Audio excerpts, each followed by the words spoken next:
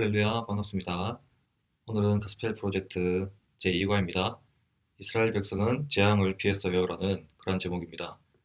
오늘 본문은 출애굽기 5장에서 13장까지 되는 지금까지 가스펠 프로젝트 중에서 가장 긴 본문이 아닐까 싶은데요. 그런데 보면 가장 핵심적인 내용은 12장에 있는 것 같습니다. 그래서 제가 먼저 구조 분석을 해놓았는데요. 구조 분석 보시면은 5장부터 시작해서 13장까지 그렇게 잘 정리가 되어 있습니다. 핵심적인 내용만 좀 보시더라도 오늘 본문에 대한 전체적인 내용들은 잘 이해되실 것 같습니다.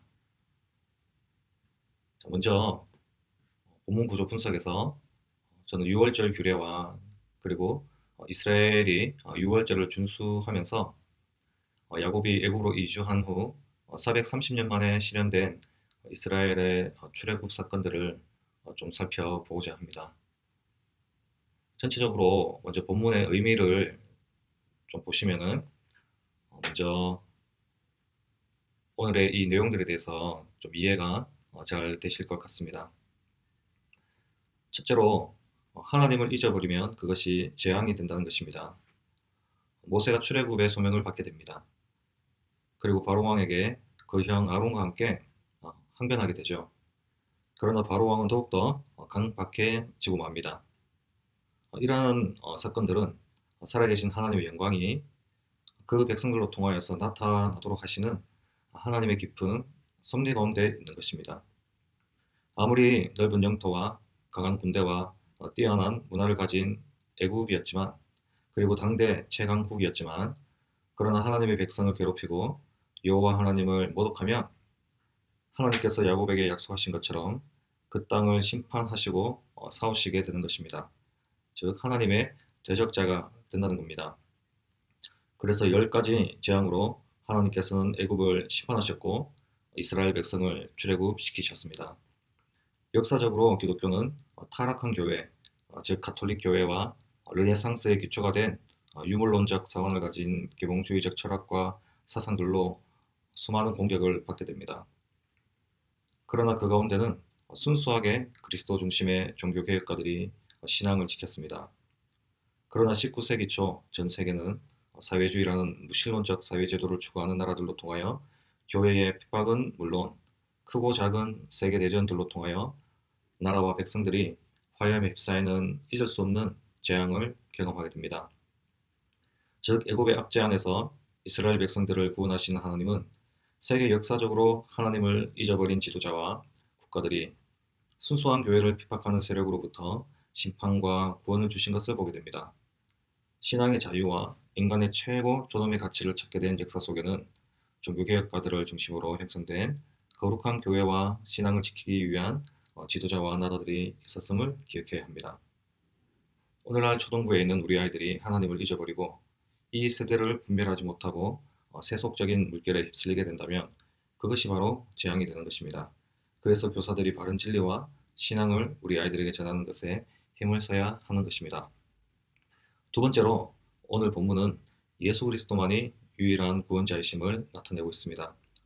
하나님께서는 모세를 통해서 유월절 규례와 무교절 규례를 이스라엘 백성들에게 전달하십니다. 유월절은 어린 양의 희생이 핵심이 되는데요. 그것은 예수 그리스도를 예표하고 있습니다. 흠없는 어린 수장을 잡아서 머리부터 내장까지 다 먹게 하시고 그 피를 문설주와 임방에 바르게 하시는 것은 참으로 유치한 의식이 아닐 수 없습니다. 그러나 하나님께서는 이러한 행위를 통하여 이스라엘 백성들의 장자 죽음이라는 재앙에서 구원하십니다. 이러한 이스라엘의 역사는 하나님의 그 시대의 특별한 계시이자 기적입니다. 그리고 예표된 어린 양이 2000년 전 그리스도로 이 땅에 오셔서 완전한 구원을 이루시고 교회를 세우셨습니다. 하나님은 그리스도의 희생을 통해 구원을 이루신다는 것입니다. 이 세상의 마지막도 그리스도의 희생을 소유한 자들만 구원을 얻게 됩니다. 즉 하나님께서는 구원의 원재료를 어린 양이신 예수 그리스도만을 사용하셨다는 것입니다. 그래서 우리의 어떠한 노력이나 선행이나 행위도 구원에 이르게 할 수 없습니다. 그리스도만이 유일한 구원자가 되시며 그리스도의 보혈의 피, 즉 희생이 인침받은 자들만이 구원을 얻게 된다는 것입니다. 세 번째로 하나님의 말씀은 의심하지 말아야 합니다. 하나님은 아주 유치한 방법인 집에 문설주와 임방에 어린 양의 피를 바르는 것만으로도 이스라엘 백성들을 마지막 재앙에서 구원하셨습니다. 이 의미는 무엇일까요? 하나님의 말씀은 단 한마디라도 그것은 그 백성이 듣고 지켜야 되는 영원한 생명의 말씀이라는 것입니다. 의심이 되고 유혹이 오더라도, 그리고 그 일이 아주 작고 또 눈에 띄지 않는 그러한 일일지라도 우리는 힘써 하나님의 말씀과 하나님의 일을 지키고 가르치며 순종해야 한다는 것입니다. 네 번째로 구원은 오직 선택된 백성에게만 해당된다는 것입니다. 이 6월절 규례를 애국인들에게는 명령하지 않았죠. 그 주변의 나라들에게 말하라고 모세에게 명령하지 않았습니다. 오직 그 백성들에게만 전하도록 모세에게 명령하셨습니다. 그래서 우리가 창세전에 하나님께로부터 선택되었고 우리의 인생 가운데 어느 한 시점에서 죄인인 것을 회개하고 회심할 수 있다는 것이 얼마나 감사한 것인지 우리는 깨달아야 합니다. 비록 교회 안에서 교사로 섬기면서 다양한 봉사와 섬김으로 지치고 고날 때도 있겠지만 이 모든 수고와 희생과 고독함은 하나님이 우리를 선택하셨기 때문에 느낄 수 있는 감정이며 누릴 수 있는 기쁨도 되는 것입니다. 끝으로 출애굽을 준비하며 이스라엘 백성들이 눈으로 목격하고 피부로 느낀 하나님의 역사는 그들로 하여금 온전히 하나님만 의지하도록 지도하고 있습니다. 하나님께서는 그 백성을 단 한 번도 포기하신 적이 없으십니다. 그러나 그 백성은 순간순간 하나님을 잊어버리고 포기하고 마는 불행한 역사를 반복합니다. 오늘 우리 자녀들의 신앙을 위협하고 거룩함을 깨뜨리기 위해 온갖 세상 문화로 유혹하는 어둠의 영들을 이기는 유일한 방법은 기도와 말씀입니다.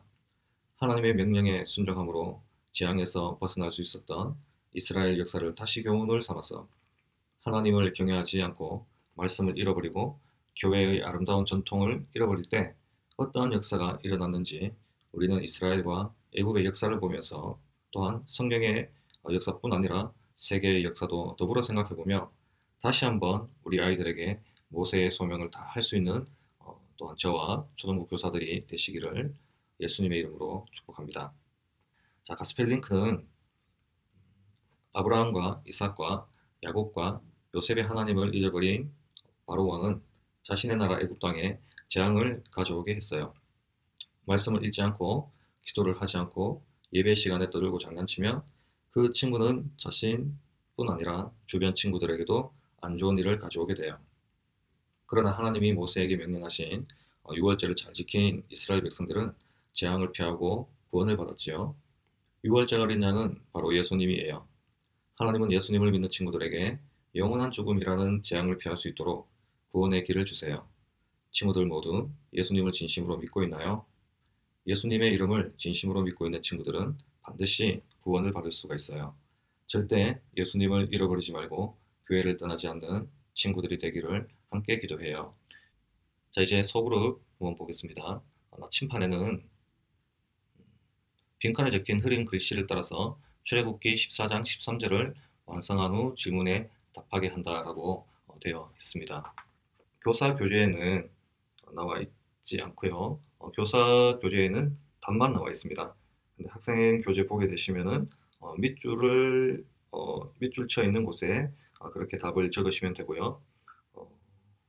중간중간에 빈칸으로 밑줄이 치어져 있기도 합니다.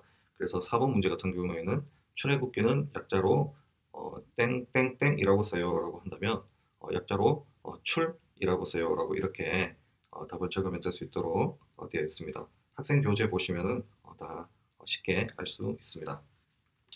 그리고 계속해서 아이들에게 순간순간 하나님은 모세를 통해 이스라엘 백성들을 이집트의 노예 생활에서 구하셨어요. 이렇게 활동과 또 메시지를 함께 적절히 잘 말씀해 주시면 되고, 또 그 반 상황과 또 수준에 따라서 꼭 지금 여기에 있는 내용이 아니더라도 선생님들께서 개인적으로 메모하시고 성령님이 감동 주신 메시지가 있다면 보시고 아이들에게 자유롭게 말씀해 주시면 됩니다.